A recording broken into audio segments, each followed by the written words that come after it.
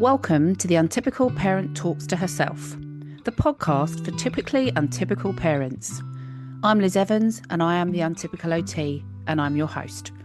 And in these bite-sized solo episodes, we're going to dive into real talk about parenting in additional needs families. No fluff, no judgment, just the stuff that matters. Because let's face it, there's absolutely no rule book that works for the wild ride that we'll find ourselves on as parents in additional needs families.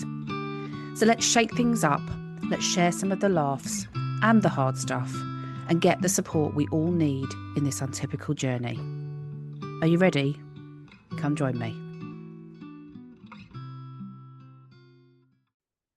Welcome.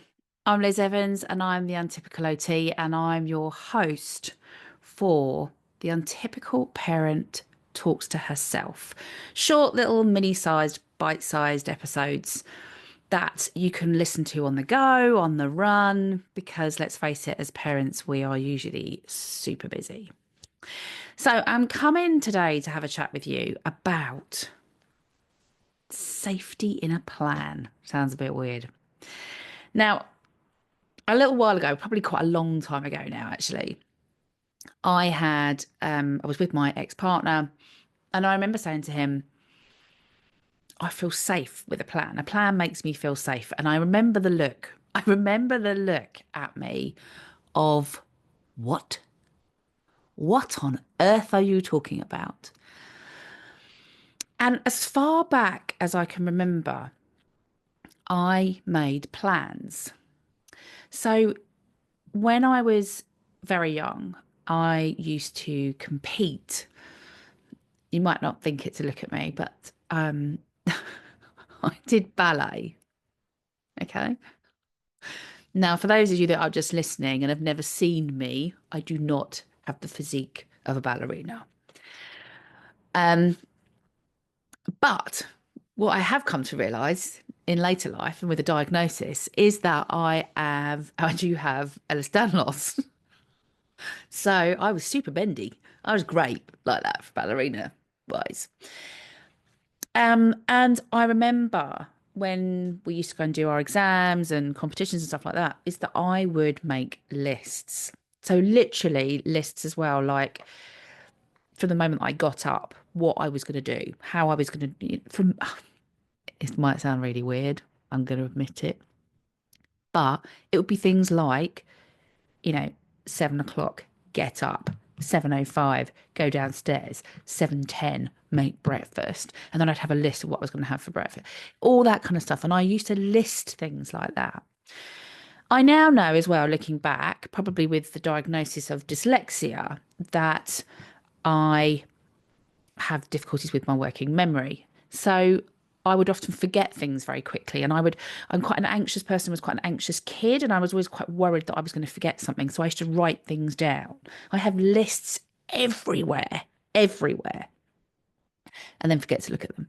Um, but there's something in a plan. There's a power in a plan. And when this kind of came to light for me was when my son, my youngest son, who is autistic and on an EATOS package, which is educated other than at school. So he's not able to go to school. We couldn't find a provision that could suit his needs, and his mental health was so poor that actually it was deemed the best place for him to be would be to learn from the home environment. And we've been in place doing that for must be coming up 2 years now, 2 years since we got that.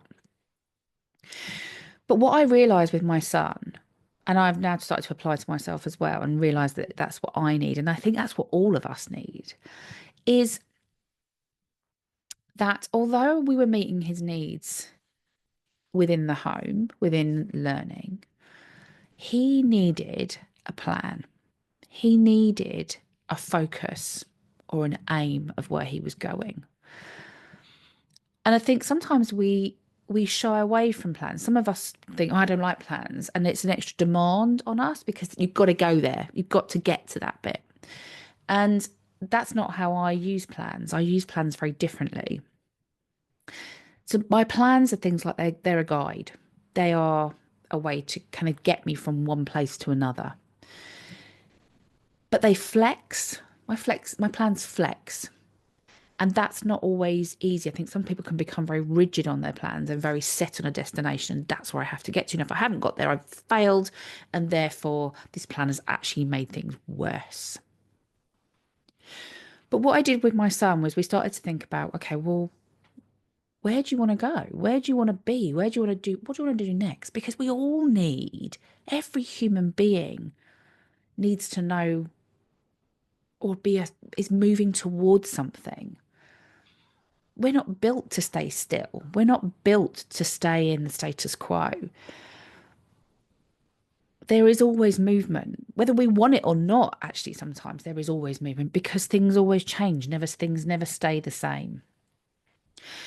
And to support our mental health and our well-being is having things to move towards can help. And to do that, we need a plan. And it might be, so for example, my son, he would like to at some point get back to school. And that's our long-term plan. We've got a plan in there. And it's how we're going to do that.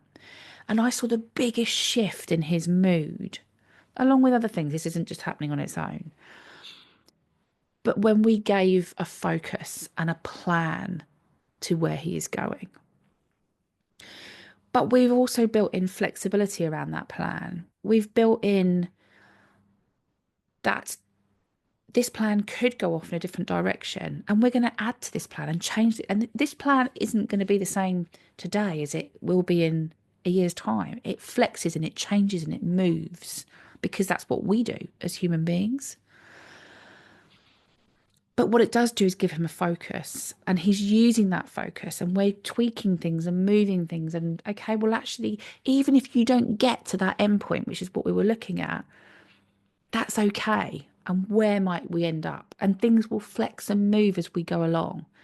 But it does give us a sense of control when sometimes in our lives we don't have a lot of control. And I was thinking about that as us as parents. And, when I work with parents, we come up with a plan. I often talk about, let's come up with a plan. But why? Why do we come up with these plans? It's a weird thing to do. And I love a plan. As I said, I think I've planned from a very young age. They make me feel safe, which again, I do remember the look I got when I actually voiced that out loud. But they do. They give me a sense of containment and a sense of being held in the plan.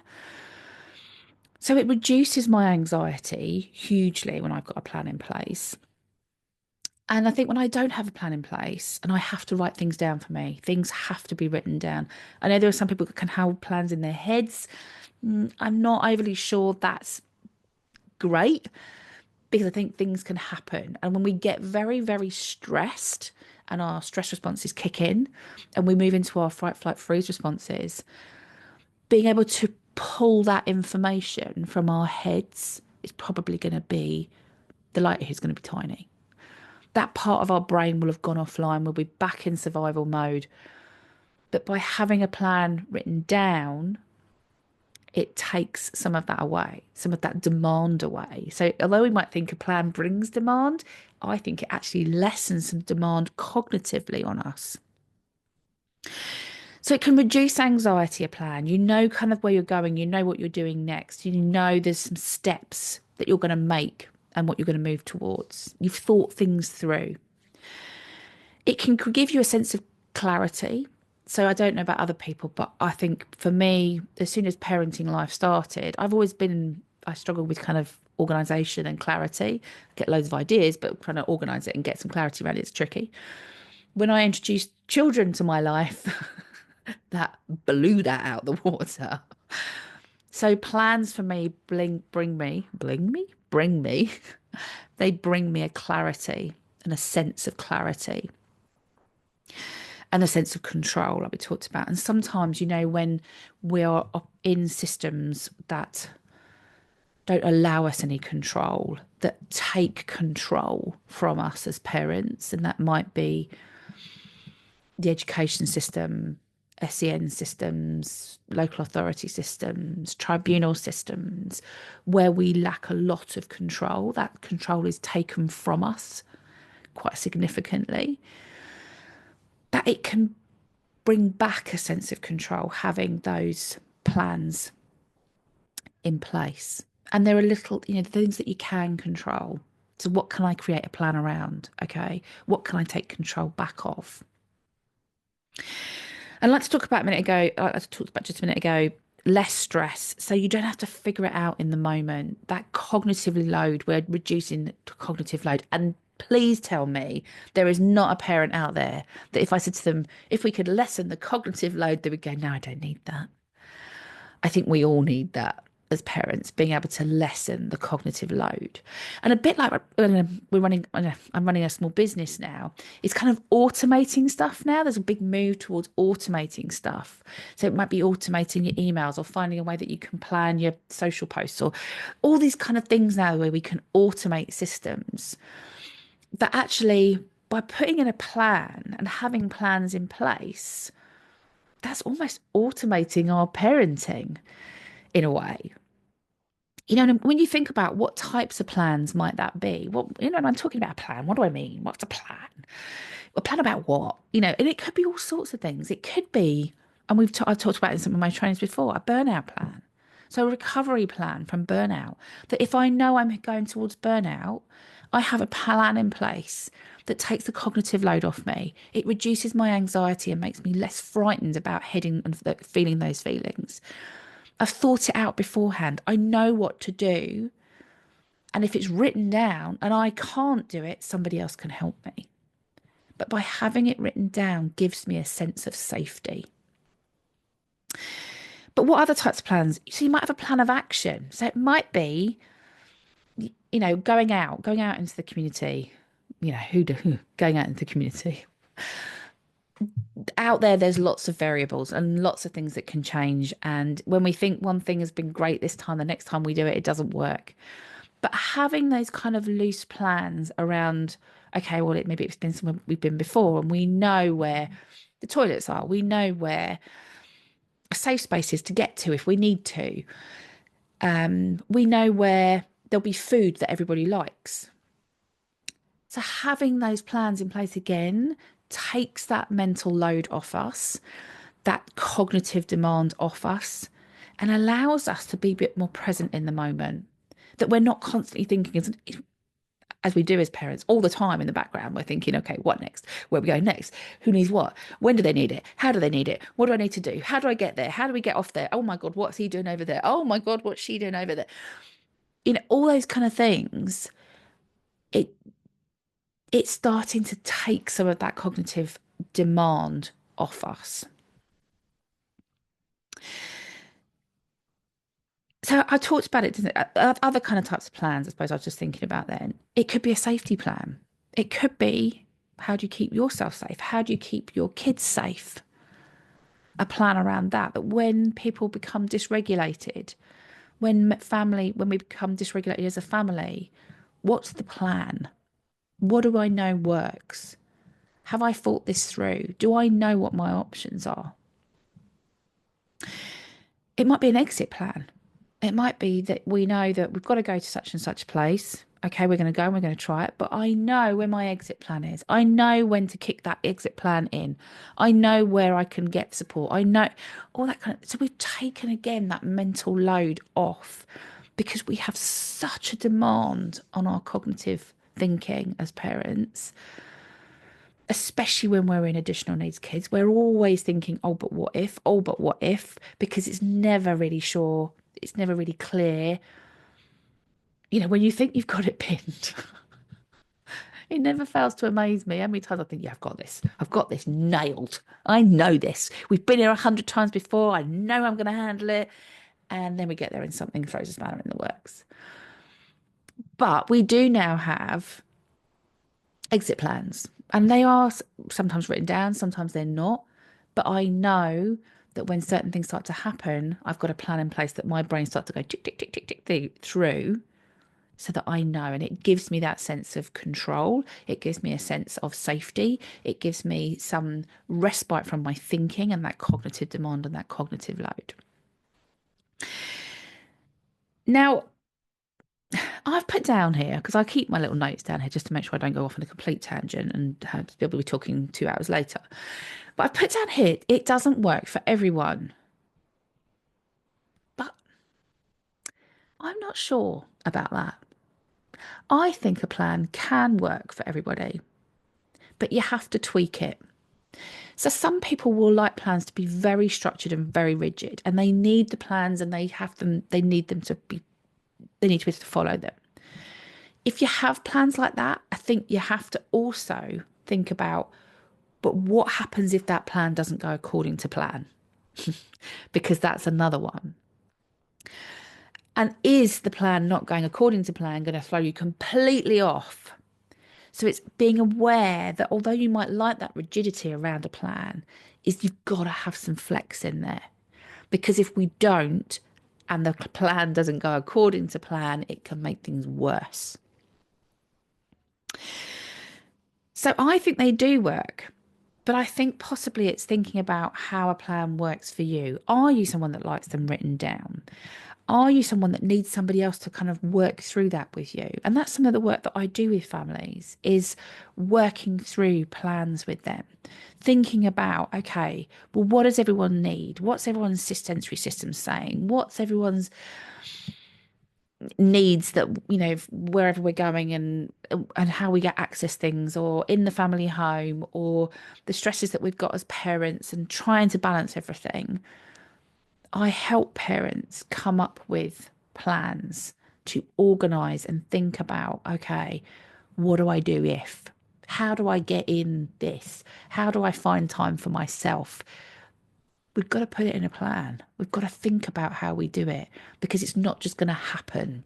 It's very rarely just going to go, oh, I need to work out how I'm going to have time to myself, because I know that's really important, but I'm rubbish at doing it. If I think about it enough, it might just happen. Yeah. My experience is that's not going to happen. We need to have a plan around it. We need to think about it. We need to put things in place to make it happen. So that's part of what I do, is I work with families to help them with that. You don't need to plan everything. There are some people that prefer that, and that's how they function, and that is okay. But plans and bringing in plans doesn't have to be for absolutely everything. It can be for those big bits. It can be for those stressful moments. It can be to help manage day to day, but we don't need to plan everything. Sometimes a bit of spontaneity can be nice. Some people prefer more spontaneity than others.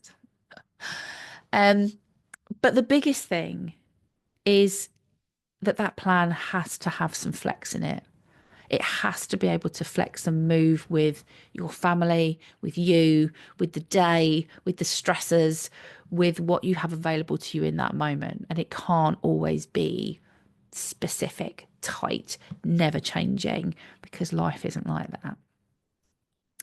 But for me, I think, just to kind of round that off, is thinking that there's something about a plan that can help, and it can help us feel safer.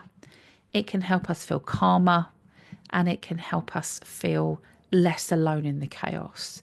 And it can help us calm and quieten the chaos and find a way through.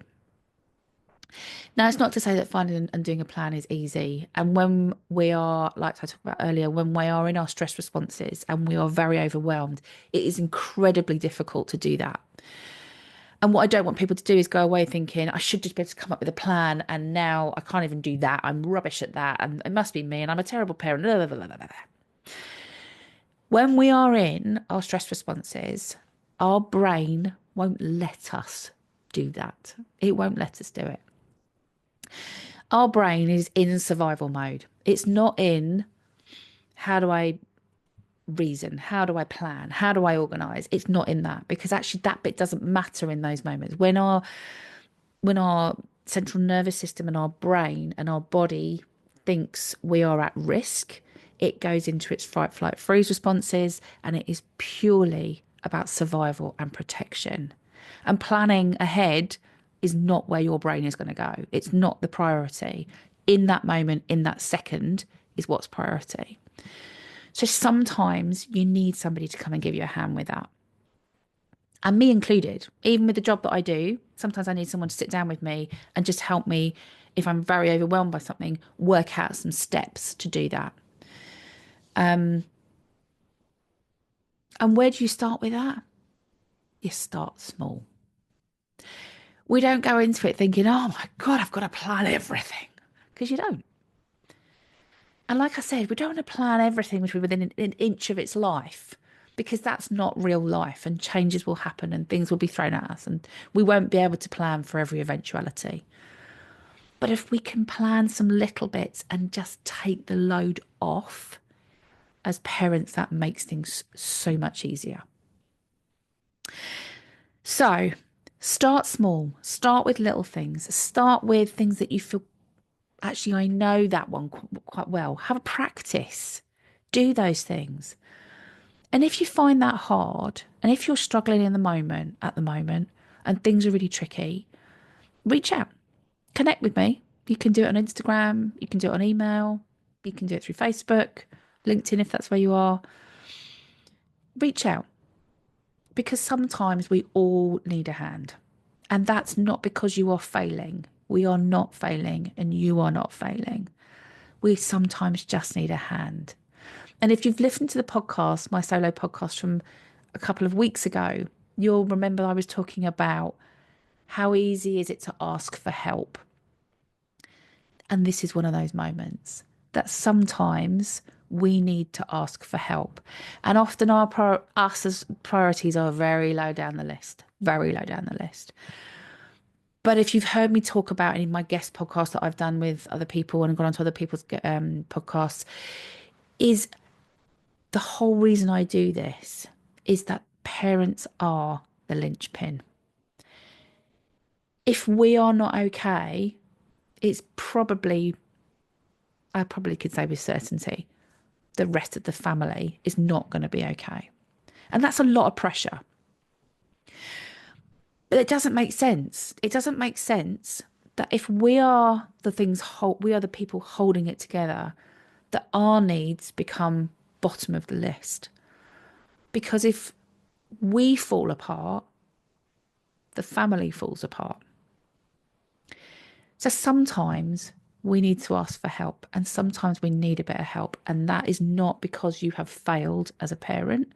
It is because you are a human being, and that at that moment, your brain is trying to protect you and get you from one point to the next, survival in that moment. It cannot think long term. And that's nothing to do with you. It's a protection mechanism. It is automatic in us that at those points, we all need a bit of help. I'm going to stop there for today.